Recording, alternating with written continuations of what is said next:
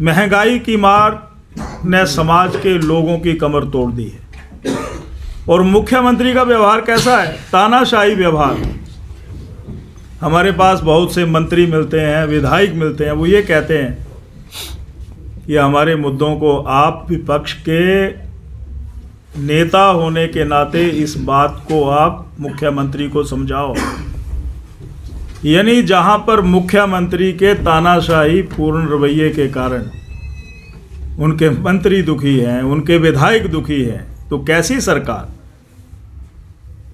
और गारंटियों की तो हवा निकल गई है। कभी कहते हैं कि मैंने 5 गारंटियां पूरी कर दी, कभी कहते हैं 5 गारंटियां 11 दिसंबर को बिलासपुर की जनसभा में जो पूरा किया उसका मैं जिक्र करूंगा।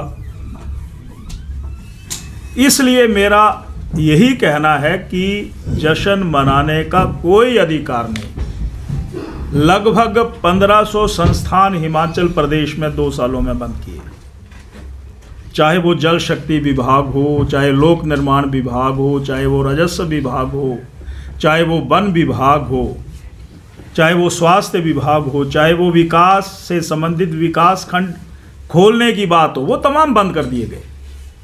इसलिए जश्न मना रहे हो। और दूसरी तरफ कह रहे हैं कि हमने ये बंद इसलिए किए हैं कि आर्थिक हालत ठीक नहीं है। देरा का उपचुनाव हुआ, वहां उस उपचुनाव को हुए अभी मात्र 4 महीने हुए हैं। एक नहीं दर्जनों ऐसे कार्यालय खोल दिए गए। एसपी ऑफिस वहां आ गया, जल शक्ति विभाग का दफ्तर वहां आ गया, लोक निर्माण विभाग का सर्कल ऑफिस वहां आ गया, बीएमओ ऑफिस वहां पर आ गया। और तो और हिमाचल प्रदेश का धर्मशाला शिमला के बाद सचिवालय बनाया गया है।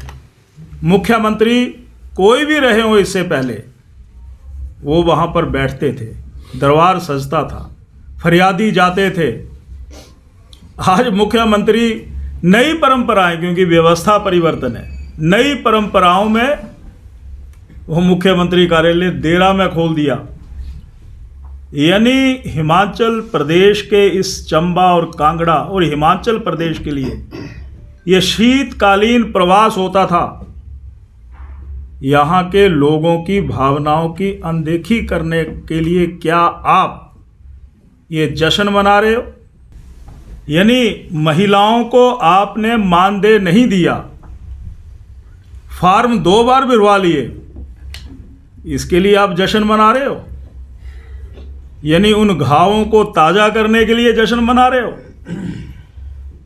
अगर वो लगभग 2 लाख नौजवान जिनको कहा था 1 लाख रोजगार आपको 1 साल में दिया जाएगा, 28 लाख महिलाओं को कहा था कि आपको मानदेय 1500 रुपये दिया जाएगा, अगर वो लाखों लोग बिलासपुर पहुंच जाते हैं कि तुम जश्न क्यों मना रहे हो, तुम्हें जश्न मनाने का कोई हक नहीं है, तो कौन होगा उसका जिम्मेवार? तो ये सारे मेरे गंभीर आरोप इसलिए जश्न मना रहे हो। जश्न उनके मित्रों की खुशहाली के लिए मनाया जा रहा है। आम जनता दुखी है, इसलिए हम बिल्कुल नहीं जाएंगे।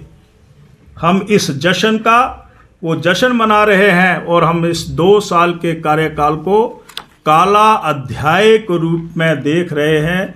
ये बात मैं आपके सामने रखना चाहता था।